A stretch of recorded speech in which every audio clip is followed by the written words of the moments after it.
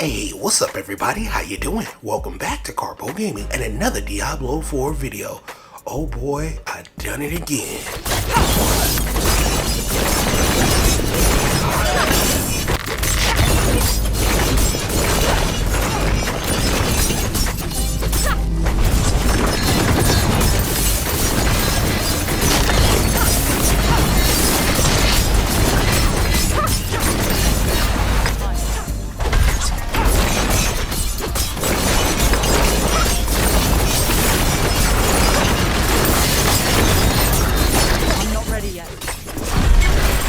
Another one. That's right, your boy has an amazing Season 1 rogue tank build that deals high damage too, and today I will show you exactly how I did it. Let's go! Once again, thanks for watching everybody. Without further ado, ladies and gentlemen, let's get started. Look, if you're trying to get to World Tier 4, you playing as a rogue, you want to feel like a tank, you want to deal high amounts of damage, I got the video for you today. Trust me, I've been working on this build since the game came out and it is awesome. Let's first start off with our abilities. Starting off with Puncture. This is going to be our very first point.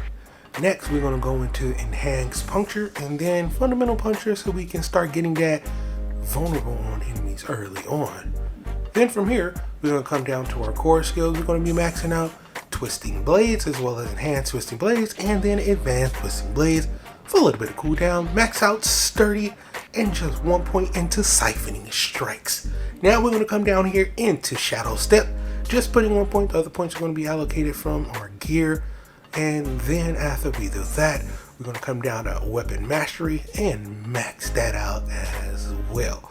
We're going to come down to Concussive, max that out, and just 1 point into Trick Tactics so we can get our attack speed up.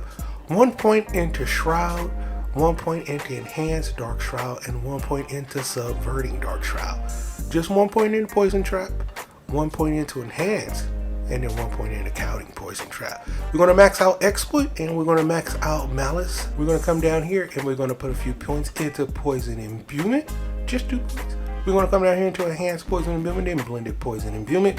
We'll max out Deadly Venom as well as Defibrillating Toxic and 1 point into there. Then we're going to come down here and 2 points into Inveneration, maxing out Alchemy of Fortune as well as Trap Mastery. And then we're going to put in 1 point into Momentum.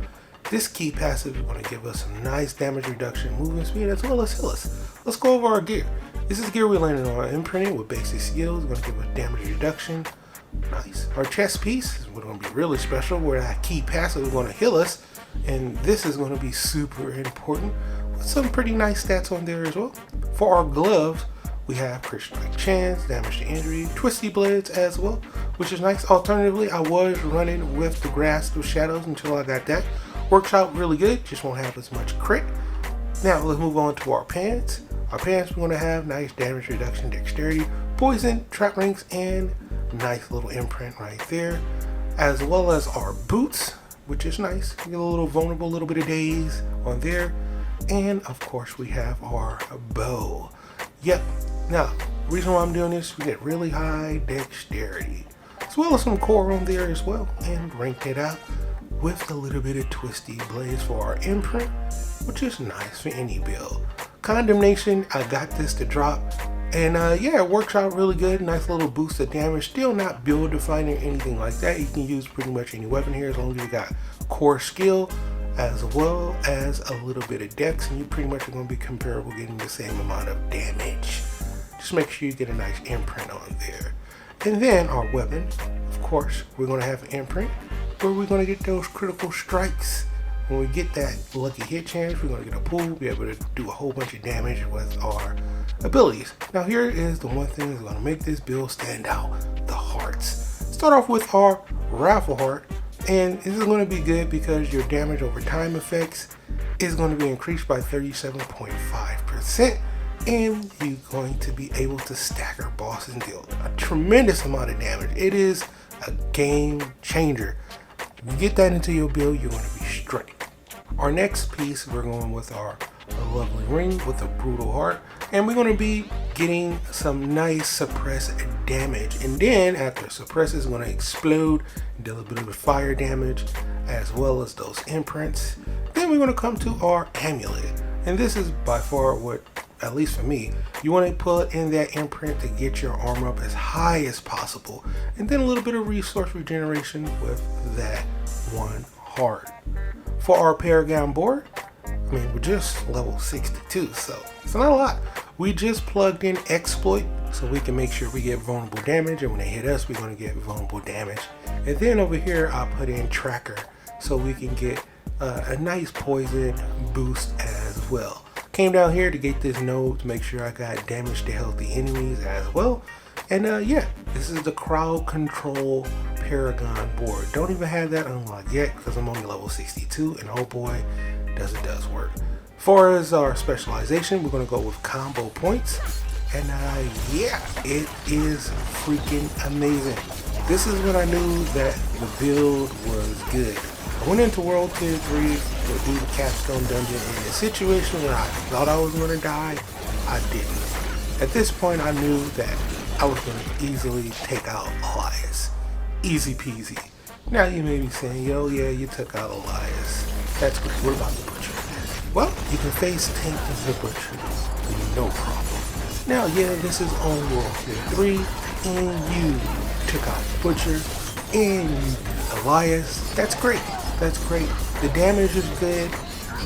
You didn't die. The tankiness is there. But what happens when you get to World Tier 4? How is that damage? How is this build going to be? Because I don't have any ancient gear. Not just yet. Hell.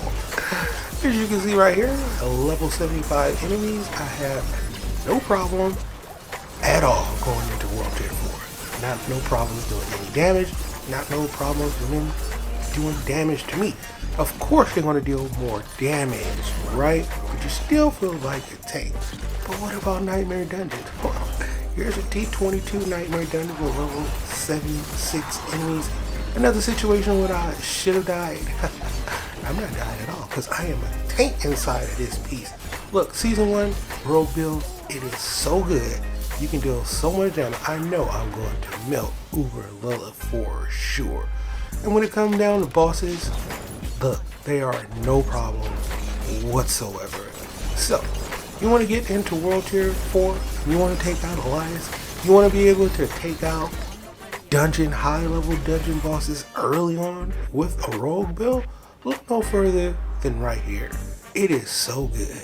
But for right now, that's pretty much going to do the video. I hope you truly enjoyed it. As always, if you are new to the channel, how you doing and welcome. Don't forget to subscribe. Right here at Karpo Gaming, with a wide variety of videos range from updates, tips and tricks, guides and news, and a whole lot more. So hopefully you enjoyed this video. Once again, thank you everybody for all your level support. And as always, I'll be seeing y'all in the next one.